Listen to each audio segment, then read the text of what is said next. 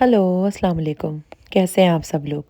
उम्मीद करती हूँ आप सब लोग खैरियत से होंगे और अल्लाह पाक हम सबको अपनी हिफ्ज़ अमान में रखे। आमीन।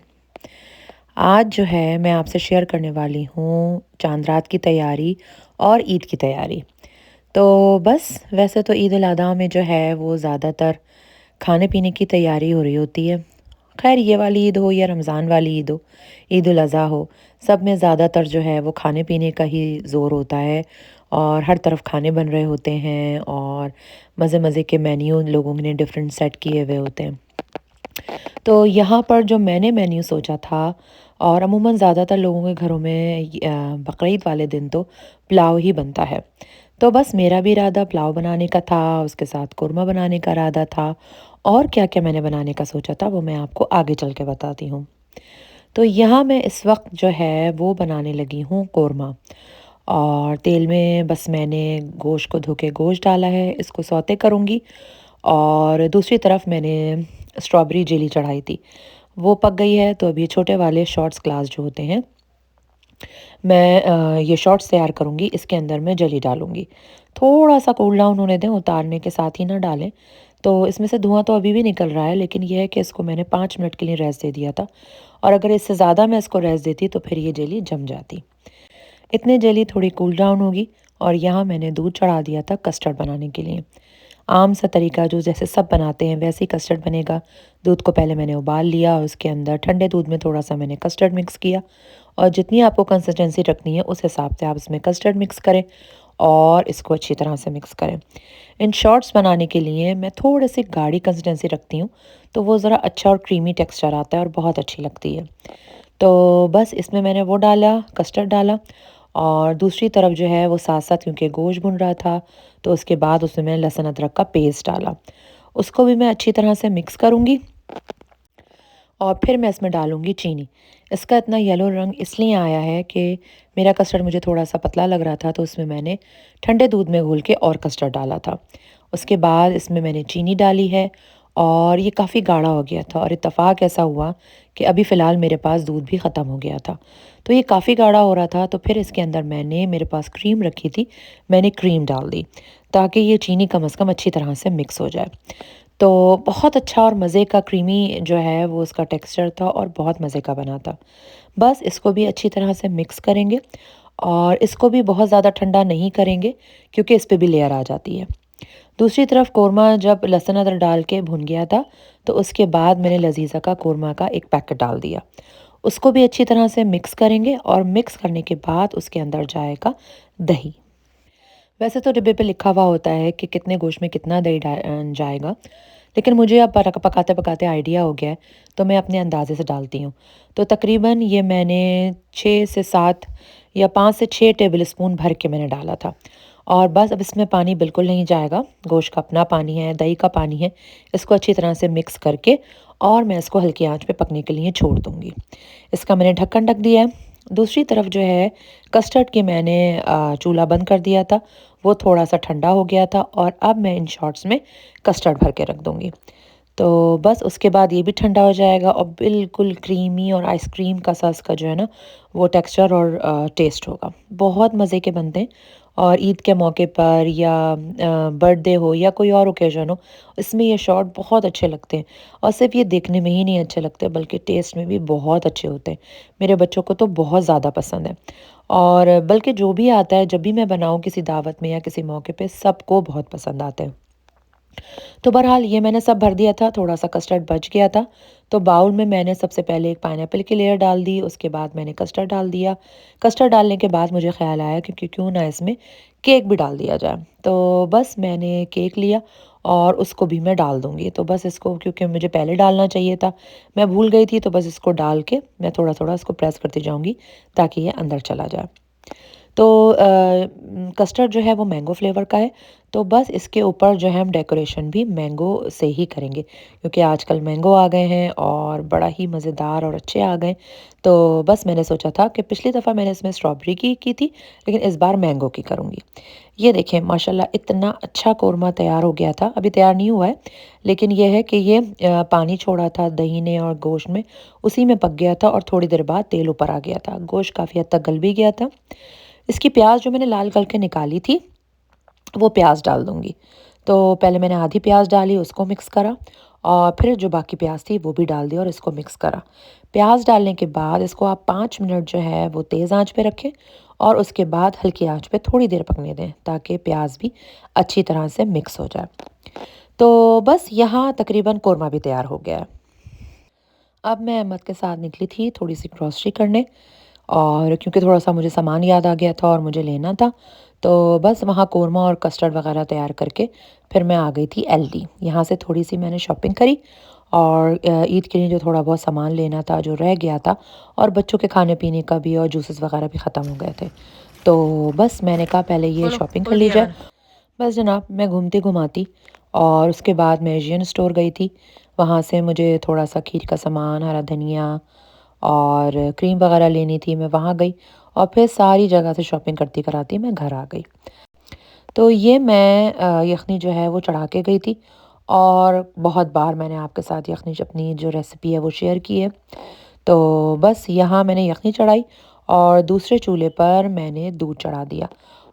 इस बार जो है वो मैं ईद पे, वैसे तो हमेशा मैं शीर खुरमा ही बनाती हूँ, लेकिन मेरे बच्चे इतना शौक़ से नहीं खा रहे होते और फिर वो काफ़ी दिन पड़ा रह जाता है। तो इस बार मैंने सोचा शीर खुरमा ना बनाया जाए, बल्कि उनकी पसंद का मीठा बनाती हूँ।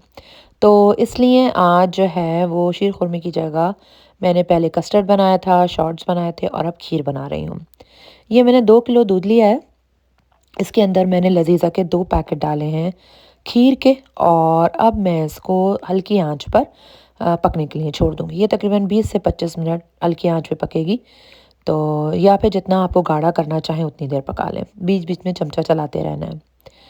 उधर जो है मैंने दूध भी रख दिया है, खीर भी अपनी जगह पक रही है।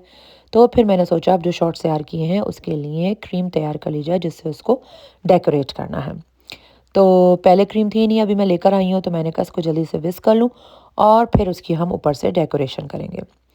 तो यहाँ मैंने 2 पैकेट जो है वो क्रीम के डाले और पहले मैं हाथ के बीटर से करती थी तो उसमें टाइम भी लगता था, लेकिन अब अल्हम्दुलिल्लाह मैंने ये ले लिया है, तो फिर अब इसमें आसानी होती है, बस आप क्रीम डाल दें और फटाफट क्रीम जो है वो बहुत अच्छी विस्क हो जाती है। तो बस अब मैं इसको यहाँ विस्क होने के लिए रख दूँगी और तकरीबन 5 से 7 मिनट लगेंगे और ये बहुत अच्छी विस्क हो जाएगी। हमें इतनी करनी है कि जब हम इसको उठाएँ तो ये ड्रॉपिंग पोज़ीशन में ना हो। फिर इसके अंदर मैं डालूँगी कंडेंस मिल्क, अगर आप चाहें तो कैस्टर शुगर भी डाल सकते हैं। मेरे पास कंडेंस मिल्क रखा हुआ था, तो इसलिए मैंने इसमें कंडेंस मिल्क डाल दिया। वो मैंने तकरीबन आधा तो नहीं डाला, आधे से कम ही डाला है, वो भी मैंने अंदाज़े से ही डाला है। थोड़ा-थोड़ा करके देख लें और मिक्स करने के बाद टेस्ट कर लें, अगर आपको सही लगे तो काफ़ी है और अगर कम हो तो और डाल दें। तो ये अपने टेस्ट के हिसाब से है। तो बस मैंने कंडेंस मिल्क डाल के भी उसको हल्का-सा जो है वो बीट किया और देखें ज़बरदस्त टेक्सचर के साथ क्रीम जो है वो रेडी हो गई है। अब मैं इसको पाइपिंग बैग में भरूँगी और मेरे पास नोज़ल्स हैं मुख्तलिफ़ शेप्स जो क्रिएट करते हैं। तो उसमें से मैंने एक नोज़ल लेके ये पाइपिंग बैग में मैंने वो डाला और बस इसके अंदर अब मैं क्रीम भर लूँगी।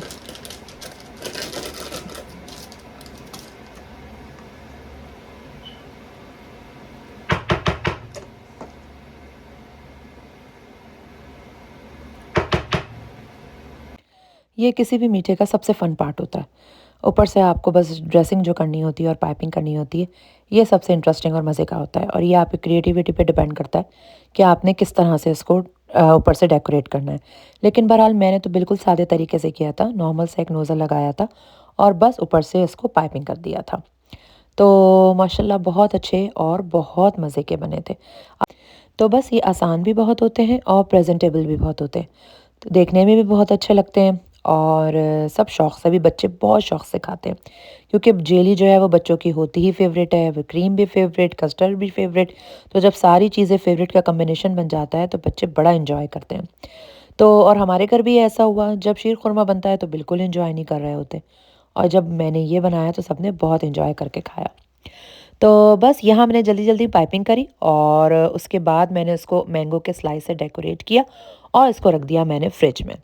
तो बस अब ये है कि कल जो है सुबह इंशाल्लाह जब टेबल सेट करूँगी तो तब निकाल के इसको सर्व कर दूँगी। तो बस अब यहाँ मैं तैयारी कर रही हूँ, रिब्स पे अब मैं मसाला लगा के रख दूँगी। तो इसको जब अच्छी तरह से मैरिनेट कर दूँगी तो सुबह बस इसको मैं अवन में बेक कर लूँगी। तो रात को मसाला लगाने से ये होता है कि इतनी जूसी और टेंडर बनती हैं कि खाने में बहुत मज़ा आता है। तो बस इसको धो के उसके बाद उसमें मैंने लहसुन अदरक का पेस्ट डाला और मैंने रेडीमेड मैरिनेशन ली थी। ये स्टेक और रिब्स और चॉप्स सब पे लगती है। तो ये डाला, फिर मैंने इसमें सिरका डाला और बस अब मैं इसको कर दूँगी अच्छी तरह से मिक्स। मिक्स करने के बाद बस यहाँ ये काम हो गया ख़त्म। अब तो भई सुबह ही तैयार होगा और इसमें मैंने लगा दी किंग फॉइल और इसको ढक के रख दिया। तो बस ये तो फटाफट हो जाता है, मसाला लगाएँ और उसके बाद सुबह ओवन में रख दें तो फटाफट तैयार। वैसे ज़िंदगी के हर दौर में अलग तरीके की ईद होती है। जब आप छोटे होते हैं, उस ईद की तो बात ही अलग होती है, उसकी खुशी ही अलग होती है, उसमें कोई ज़िम्मेदारी आपके सर पर नहीं होती, बस आपने तैयार होना है और ईदियाँ वसूल करनी है और एन्जॉय करना है। फिर जब आप बड़े हो जाते हैं और जिस अगर आपकी बात तय हो गई है तो उसकी खुशी एक अलग होती है और मैं समझती हूँ वो सबसे अच्छी ईद होती है जब एक खुशी होती है ईद की कि हमारी ईदियाँ आएंगी, ससुराल वाले आएंगे और वो वक्त तो बहुत ही अच्छा लग रहा होता है। उसके बाद जब आपकी शादी हो जाती है तो फिर तो आपके ऊपर बहुत ज़िम्मेदारी हो जाती है, चाहे आप ससुराल में रहते हों या चाहे आप अलग रहते हों। लेकिन हम जैसी लड़कियां जो बाहर आ जाती हैं, हमारी ईद तो बहुत मुख्तलिफ होती है। पाकिस्तान में जब ईद आती है, आज भी जो लड़कियां शादीशुदा होती हैं और उनको शाम को अपने मैके जाना होता है तो उसकी अलग ही खुशी होती है कि शाम में हमें दावत में जाना है, अपने माँ बाप बहन भाइयों के साथ ईद मनाएंगे। लेकिन यहाँ जो बाहर आ जाती हैं लड़कियाँ, हमारी ईद बहुत मुख्तलिफ होती है। हमें बस अकेले ही मनानी होती है और बस जो बचपन से देखते आ रहे होते हैं उसी तरह उसी माहौल को बरकरार रखने के लिए कोशिशों में लगे रहते हैं और खाने बनाते हैं और उसी तरह तैयारियां करते हैं ताकि वैसी ही फीलिंग आए। लेकिन यहाँ कहाँ हमारे माँ बाप बहन भाई, ना कोई दोस्त। बस यहाँ आके जो दोस्त बन जाते हैं वही दोस्त होते हैं, वही फैमिली होती है। लेकिन बस ऐसे मौक़ों पे अपने घर वाले, अपने बहन भाई बहुत याद आते हैं, अपनी बचपन की ईद याद आती है। लेकिन बस अल्हम्दुलिल्लाह, अल्लाह का शुक्र है, यहाँ पर हम कोशिश तो करते हैं, बदखुदी से बहुत सारे खाने बना लेते हैं, बहुत सारी तैयारियाँ करते हैं और ख़ुद ही इंजॉय कर लेते हैं, ख़ुद ही खा पी के और फ़ारिग हो जाते हैं। लेकिन फिर आहिस्ता-आहिस्ता खैर यहाँ दोस्त बन जाते हैं, लेकिन वो सब भी बहुत अच्छे होते हैं। लेकिन जो आपके बचपन के दोस्त होते हैं या जो आपके बहन-भाई होते हैं या जो आपके माँ-बाप या रिश्तेदार होते हैं, उस ईद का तो मज़ा ही अलग होता है। तो बस, तो मेरी ये हमेशा से कोशिश होती है कि मैं चाँद रात को जितने ज़्यादा काम कर सकूँ, तो ये है कि सुबह ईद वाले दिन जो मैं जल्दी फ़ारिग हो जाऊँ और थोड़ा आराम मिल जाए। या अगर कहीं जाना हो तो फिर ये है कि आदमी जल्दी फ़ारिग हो जाए और अगर कहीं जाना हो तो टाइम से चला जाए। तो हमारा भी यही था कि शाम को जो है वो मेरे हस्बैंड के फ्रेंड ने हमें खाने पे बुलाया था, तो मेरी कोशिश यही थी कि जो भी कल की तैयारी है, जो दोपहर के खाने की तैयारी है, वो मैं जल्दी सुबह निपटा लूँ। ये देखिए मैं उठ के आई हूँ, सुबह का टाइम है, माशाल्लाह ईद का दिन है और आप सबको भी मेरी तरफ से ईद मुबारक। और बस अब जल्दी जल्दी मैं काम शुरू करूँगी। मेरे हस्बैंड और दोनों बेटे चले गए नमाज के लिए। तो बस अब मैंने अपने हस्बैंड से कहा था जब नमाज़ पढ़कर वापस आएँ तो नाश्ता लेते आइएगा। वैसे मैं हलवा पूरी मंगवाती हूँ, लेकिन मेरे बच्चे हलवा पूरी इतने शौक़ से नहीं खा रहे होते हैं, तो इस बार मैंने उनसे कहा था कि आप पराठे और छोलों का सालन ले आइएगा और ऑमलेट जो है मैं घर में बना लूँगी। तो बस वो नाश्ता लेकर आ गए थे, साथ मैंने कबाब तल लिए थे और मैंगो शेक बना लिया था। और दोपहर के लिए मैंने छोले और देवड़ों की चाट तैयार कर ली थी। नाश्ता करने के बाद तैयारी शुरू कर दी थी मैंने पुलाव की। और यहाँ मैंने प्याज लाल की और प्याज को लाल करने के बाद बहुत ज़्यादा ब्राउन नहीं करना है, वरना चावल जो हैं वो ब्राउन हो जाते हैं। उसमें मैंने सारा खड़ा मसाला डाला, उसके साथ मैंने इसमें 2 टेबल स्पून भर के दही डाला, उसको मिक्स किया। उसके साथ मैंने हरी मिर्ची डाली 3-4, और वैसे मैं नहीं डालती हूँ, लेकिन इस बार मैंने थोड़ा-सा चेंज टेस्ट देने के लिए इसके अंदर मैंने डाला था बिरयानी पुलाव का एक लज़ीज़ा का पैकेट। और ये यख़नी जो जो मैंने रात को तैयार की थी, उसको मैंने फिर से गरम करा और सारा गोश्त मैंने उसके अंदर मसाले के अंदर ट्रांसफ़र कर दिया। तो बस गोश्त तो ज़ाहिर है गल चुका है, अब मैं थोड़ा-सा पानी डाल के यख़नी का उसको थोड़ी-सी देर उसको ज़रा-सा जोश दे लूँगी और थोड़ा-सा भून लूँगी, और उसके बाद इसके अंदर जाएँगे चावल और फिर मज़ेदार पुलाव जो है वो हो जाएगा तैयार। तो इधर मेरा खाना भी तैयार हो गया था और माशाल्लाह से ये मज़ेदार पुलाव बना था। खड़े-खड़े चावलों का बहुत टेस्टी बना था। और ये रिब्स भी सुबह उठ के मैंने ओवन में रख दी थी और हल्की आंच पे तकरीबन ये 1 से डेढ़ घंटा बनी थी। और ये इतनी टेंडर थी कि हड्डी से उठा रहे थे तो गोश्त गिरे जा रहा था। बहुत अच्छी बनी थी। कोरमा भी तैयार हो गया था। कोरमे के साथ मुझे जो है वो नान नहीं बल्कि शीरमाल अच्छे लगते हैं। तो बस मैंने अपने लिए एक शीरमाल जो है वो सेक लिया था, और मुझे बहुत मज़े का लगता है शीरमाल और कोरमा। तो बस, और साथ में ये चाट है। तो बस ये है हमारा आज ईद का मेन्यू। और अब मैं आपको दिखाती हूँ अपनी डेज़र्ट टेबल। तो ये हो गई हमारी डेज़र्ट टेबल तैयार, और सबकी कुछ ना कुछ फ़ेवरेट था तो सबने खूब एंजॉय किया। आई होप कि आपको मेरा व्लॉग अच्छा लगा होगा और मेरी मेहनत अच्छी लगी होगी। अगर आपको कुछ भी अच्छा लगा हो तो प्लीज़ मेरे चैनल को सब्सक्राइब करें, शेयर करें और अच्छे-अच्छे कमेंट्स करें। इंशाल्लाह अगले व्लॉग में मुलाकात होगी, और अब सबको मेरी तरफ से ईद मुबारक। अल्लाह हाफ़िज़।